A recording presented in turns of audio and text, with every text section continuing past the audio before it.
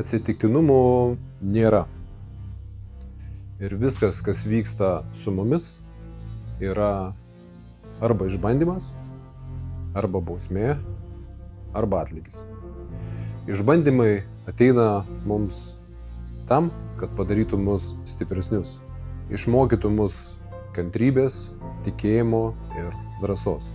Bausmės tai yra pamokos, kurios padeda mums pamatyti savo klaidas ir atrasti kelią, kaip jas ištaisyti. O atlygis tai tarsi tylus mums priminimas, kad mūsų geri darbai ir pastangos niekada nelieka be pėdsako. Kiekvienas įvykis mūsų gyvenime nėra atsitiktinumas. Viskas turi prasmę.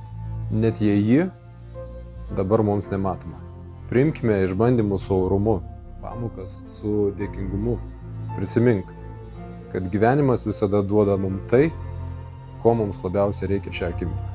O jeigu manęs iki šiol dar nesieki, greičiausiai nebepamatysi mano kūrimo turinio apie kokybiškus pokyčius.